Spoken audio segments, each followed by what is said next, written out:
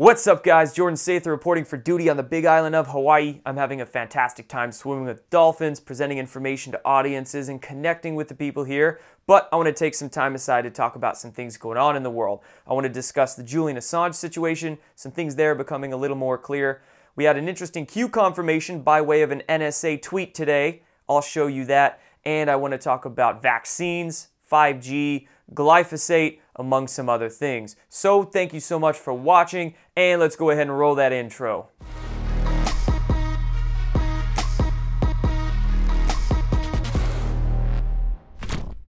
First of all, shout out to a sponsor of this channel in Virtual Shield. They are a virtual private network, a VPN service, and a VPN is very helpful to have when you're doing various things on the internet. Number one, helps keep your data safe, secure, and encrypted when you're sending it over the airwaves. And number two, helps you bypass censorship. If your IP address is blocked from accessing a website, with a VPN, you can change your IP address and then be able to tunnel into that website. So like I said, very helpful. And Virtual Shield has a special going on where their service is only $3 a month for 24 months. So it's very cheap, very helpful. If you want to check out Virtual Shield services, check the links in the description down below.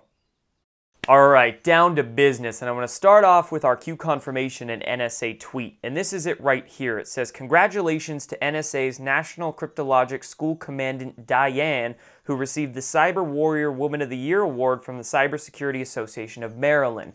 So what happened is that in Maryland, this was held at a casino on behalf of the NSA, there was an awards ceremony. When Diane won her award, you can see the photograph that they just decided to take of all photographs right here, right in front of the Queen card with the big old Q right behind her head.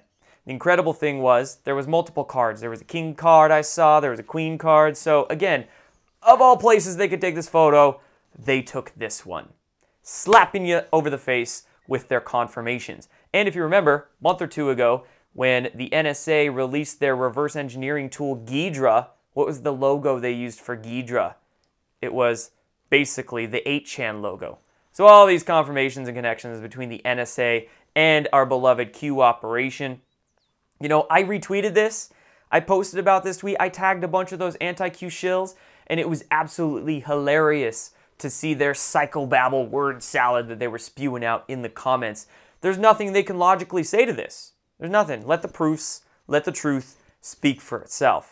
And we have another proof that happened today, this one having to do with Q's drops from exactly a year ago to the day. Shout out to @OnWithLogic for this one, referencing his tweet. He said exactly 1 year ago today, Q posted Twitter down. Show you that drop. And then today, Twitter posted about their servers being down. Huh, interesting. One of many. Again, one of many. These proofs, they're in the hundreds now. It's incredible. Moving on into talking about Julian Assange. So, okay, now that the dust is settling a little bit, I want to offer you a little bit of my thoughts on this. When I look at this whole Julian Assange situation, from the way they arrested him, to the way he got on the bus, to the way that people are asking what they're saying about this, various phrases come to mind, specifically phrases that Q has said before. Like number one, enjoy the show. Number two, what makes a good movie? Great actors. Number three, optics are important. You see what I'm gathering at here? A lot of what I'm seeing from this doesn't feel like what's actually being seen on the superficial surface. So for instance, the way Julian Assange was, quote, arrested, okay? The way he was arrested, all right? They didn't put him in handcuffs. They drug him out of the embassy. It was a really weird way they dragged him out of the embassy. They let him hold a magazine. If he was, actually getting arrested, would they let him do that? He should have his hands behind his back, right? And if anything, did you see what was actually on the magazine? It was a magazine of Gore Vidal.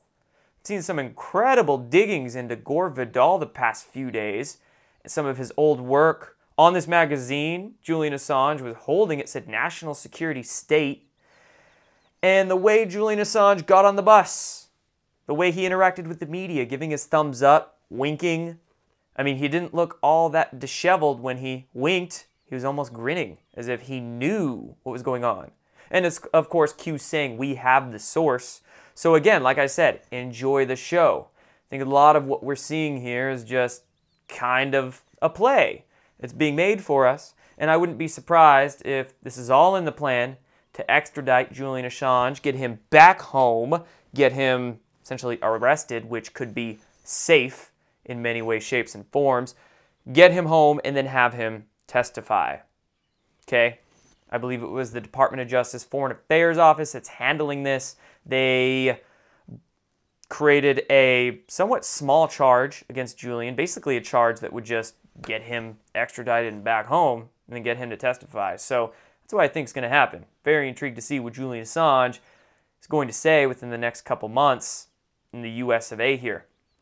And also, like I said, the way these reactions are coming out about this Julian Assange arrest. President Trump was asked about WikiLeaks, and he said, "I know nothing about WikiLeaks. It's not my thing." The way he trolls, he just straight, I mean, he's a Gemini. It's all doublespeak that these people do, right? Not doublespeak in a bad way, but sometimes you can doublespeak in a good way, like Trump is doing here. Throughout what, the 2016 election, how many times did he say, WikiLeaks, WikiLeaks, I love WikiLeaks? And now he goes, I don't know anything about it. It's not my thing. You can tell that he just is doing this for the optics. He doesn't want to actually discuss it because he wants to let the Assange arrests happen, that process occur without any interference or messing around from him. So hilarious to see all the optics, this whole show of it all. But let's keep Assange in our prayers. Hope he stays safe during this whole thing. Very important for that source to stay alive. Moving on to Rod Rosenstein. Really quickly, Rod Rosenstein defending the Attorney General's handling of the Mueller report. Of all people, Rod Rosenstein. Optics are important. Is Rod Rosenstein a black hat? Is he a white hat? I don't know. And I think it's really, really important that we don't know what side many of these individuals, Rosenstein, Mueller, etc., are on. Some people are floating theories of white hat, people floating theories of black hat, gray hat. We might not know now. Maybe in the future, hindsight will become 2020. The picture will be a lot more clear. But again, I think it's very important that we actually don't know right now. Optics are important. Trust the plan. Moving on, Trump. This is great. Threatening to dump migrants into sanctuary cities. Trump saying that, all right, sanctuary cities, if you want illegal immigrants to remain free, you can have them all. Trump's giving the deep state, the Democrats, if you want to call it that, I like deep state better, exactly what they want.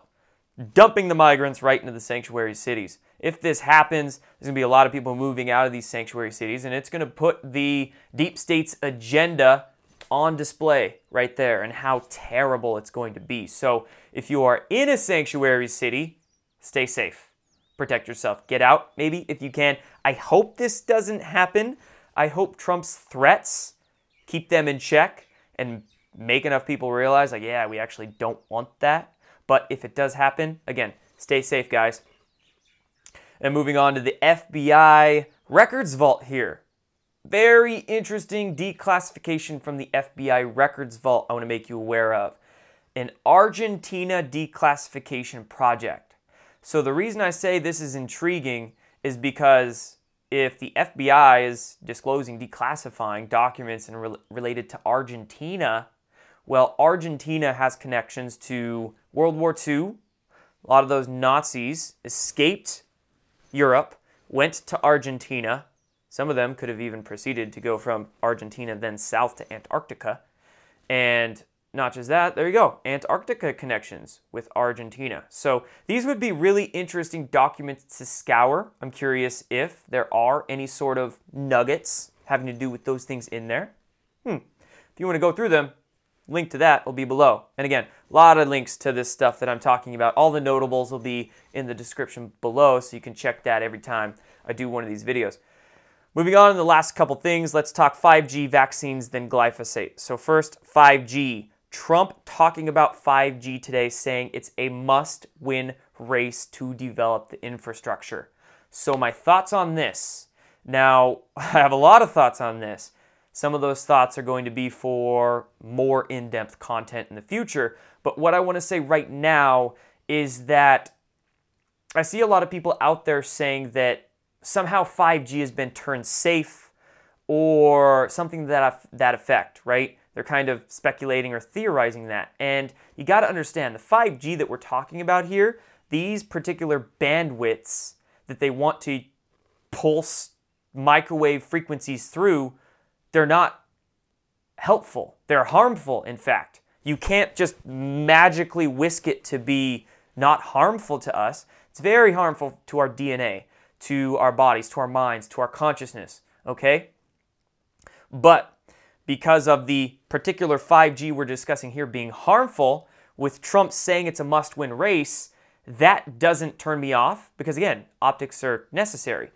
Trump doesn't, I mean, would it be smart for him to come out against 5G like that? What would he be doing?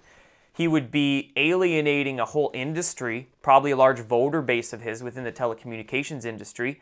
And not just that, but it is sort of a must-win race to develop the 5G infrastructure because I sort of look at it like the nuclear situation that happened with the Soviet Union. You know, the Soviet Union was making nukes, so America basically said, well, we're going to have to make nukes too, so they're not the only big kids on the block, right?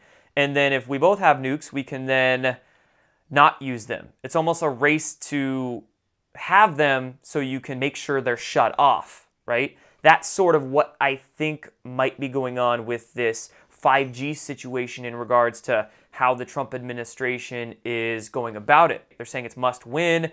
They are pushing to be the leaders in it so they can make sure that nothing bad happens with it.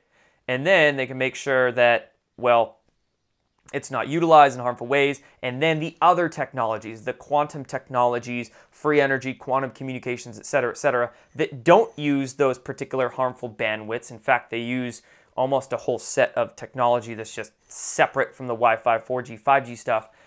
That can begin to come out. So again, long conversation. We'll have more discussions on it in the future, but don't worry too much, okay? Try to think deeper, expand your mind with this all. Try to see the 3D, 4D chess with these situations. Vaccines. Saw this in CNN. Made me laugh. It'll make you laugh too. Anti-vaxxers are winning the war on social media. Great! I think it was just a week ago I saw an article posted in the mainstream media saying that anti-vaxxers are losing or they're, you know, a small contingency on social media. So mainstream media contradicting themselves like they always do, admitting that anti-vaxxers are just badass and we're smart and we use social media damn good. And they're asking, what's the CDC going to do about it? You know what the CDC is going to do about it? Nothing.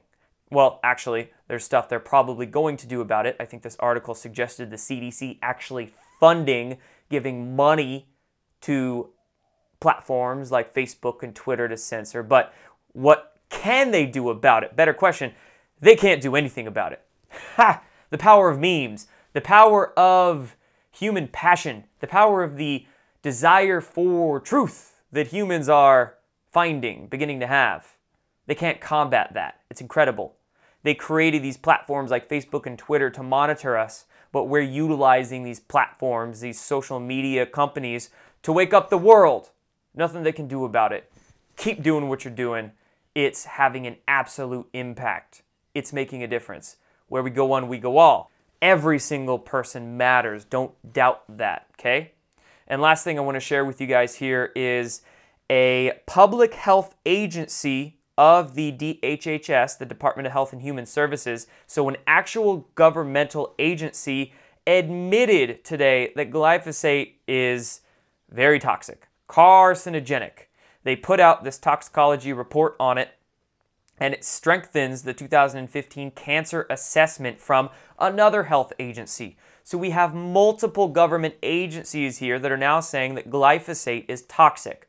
Remember, glyphosate is the main ingredient in Monsanto's Roundup. Monsanto, the producer of Agent Orange, the producer of DDT, now the producer of extremely toxic glyphosate.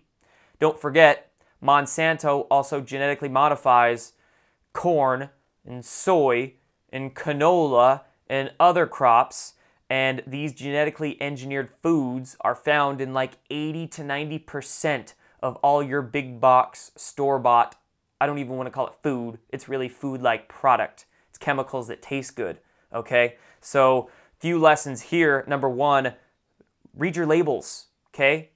It's important, really, to be very conscious, aware of what you're putting on yourself and in yourself. It's extremely important, all right? Number two, Monsanto, big agriculture, other big ag companies, and big pharma companies as well.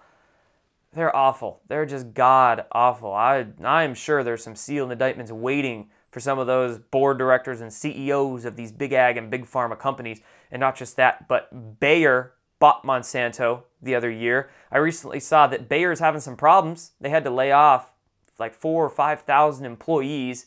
So, Q saying before, many of these companies are going to collapse under the weight of their own illegal practices. I'm very happy about that. I'm happy that companies like Bayer are finally getting sued over glyphosate. I'm happy that pharmaceutical companies and, say, the Rockefeller Foundation are getting sued. If you didn't know, there's a $1 billion lawsuit going on right now against the Rockefeller Foundation. Lots of lawsuits coming out, which is great, great news. What I think is going on with the Trump administration is that Big Pharma and Big Ag are just too touchy for them to go openly against right now. So they're letting the private sector take care of it. They're letting the lawsuits rack up against pharmaceutical companies and Monsanto and Big Ag companies to take them down, which is great, okay? I mean, any way that we can take down the deep state needs to happen, whether it is from within the government or we have to do it in the private sector with lawsuits. I would like to see the government, the Trump administration, do a little more on vaccines because, of course, we have that separate vaccine court system. So it's not like we can sue the pharmaceutical companies for vaccines. They might be able to be sued for other products, but not vaccines.